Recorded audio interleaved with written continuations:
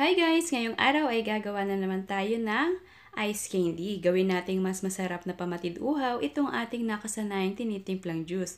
So bali ngayong araw ay gagawa tayo ng tang orange and strawberry flavored na ice candy. So samahan mo na akong gumawa ng ice candy at ituturo ko sa iyo kung paano gawing super smooth and creamy itong ating nakasanayang tinitimplang juice. So samahan mo na akong gumawa ng ice candy. So tara, atin ang simulan ng paggawa ng orange and strawberry flavor na ice candy. So una, maglalagay tayo ng 7 cups of water dito sa ating kaserola.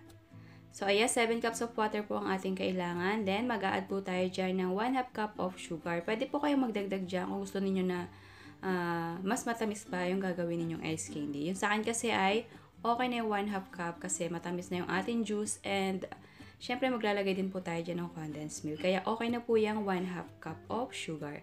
Then, atin po itong isasalang sa apoy. So, ayan. Kapag na-dissolve na po yung ating sugar, ay hayaan lamang pong bahagyang makakulo itong ating tubig. Then, habang tayo ay nagpapakulo ng ating tubig, ay ihanda naman natin yung ating cornstarch. Bali, itong ating 1 cup of cornstarch ay ating kakanawin or tutunawin sa 1 cup of water. So, all in all po, ang ating nagamit na water ay 7 cups of water. Kung wala po kayong cornstarch, ay pwede po dyan ang cassava flour. Siguro 3/4 cup of cassava flour inyong gagamitin kasi mas malapot po yung cassava flour kesa sa cornstarch. So, ayan. After nating ma-dissolve yung ating cornstarch, ay ilalagay na po natin ito sa ating bahagya ng nakakulo or mainit na tubig itong ating kinanaw na cornstarch. Ito po ay gradually ang paglalagay and kailangan po ito ay alaga sa paghahalo. Haluin po ng haluin para hindi po mabuo itong ating cornstarch. At hayaan po itong lumapot at kumislap yung pinakang texture nitong ating cornstarch mixture. So, ayan, bahagya ng lumalapot yung ating cornstarch. Pero ganito po dapat ang kailangan natin. Kailangan po ay makislap yung ating cornstarch at malapot na po katulad ng ganito kalapot yung ating magiging cornstarch. Ganyan po yan mga mamshi. Yan po ay sadyang malapot para ma-achieve ninyo yung katulad ng sa ice cream. So ayan, pero kung cassava flour po ang ginamit nyo dyan, ay mas malapot pa po dyan ang cassava flour. Kaya mas okay na 3/4 cup lang kung cassava flour yung gagamitin. So, ayan natin lang haluin bahagya para makasingaw yung init. Then, after nyan ay pwede na nating ihalo dito yung 370 ml na evaporated milk. Pwede po kayong gumamit dyan ng any brand ng evaporated milk. Kailangan lamang ay ihalong mabuti hanggang sa magpantay dito sa ating cornstarch mixture at yung ating evaporated milk. Then, after nyan ay pwede nyo na rin ilagay yung ating 380 grams na condensed milk. So, ayan, cowbell po ang ginamit ko, pero kahit anong brand po ay pwede nyo gamitin sa inyong gagawing ice candy. Haluin lamang mabuti hanggang sa magpantay ang mga sangkap or lasa na inilagay natin dito.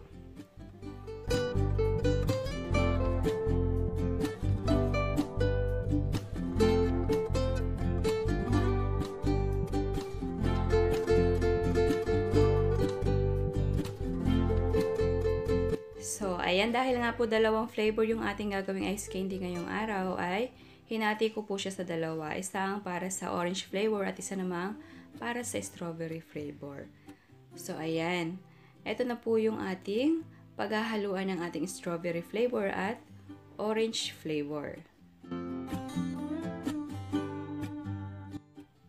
Siya nga po pala guys, ang ating po mga recipe dito sa ating kusina ay available na rin po sa aking Facebook page, Chia X Sandoval. Kung hindi pa po kayo naka-follow doon, ay paki-follow nyo na rin po ako doon dahil doon po ako nag-a-announce ng aking mga munting pag-giveaway.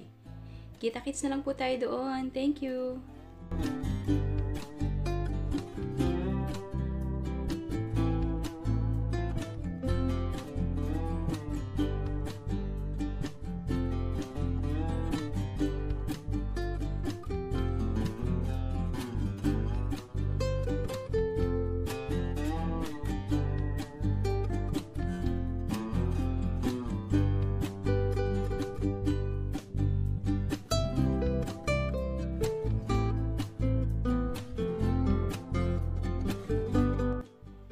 ayan, napaghalo na natin mabuti itong ating dalawang flavor na gagawing ice candy. So, ito nga po pala yung aking ginamit na ice candy bag. 1 3/4 by 10 ang size po na ating gagamitin ngayong araw para sa ating ice candy. So, ayan, pwede na po natin simulan ang pagbabalot ng ice candy. So, syempre po sa pagbabalot ng ice candy ay gagamit tayo ng embudo. At gumamit po ako dyan ng cup. At ang sukat po ng cup na aking ginamit dyan ay 1/2 cup para magpantay or magkakasing laki yung ating gagawing ice candy. So, ayan, paulit-ulit lamang po natin gagawin ang pagbabalot ng ice candy hanggang sa maubos lahat itong ating ice candy mixture.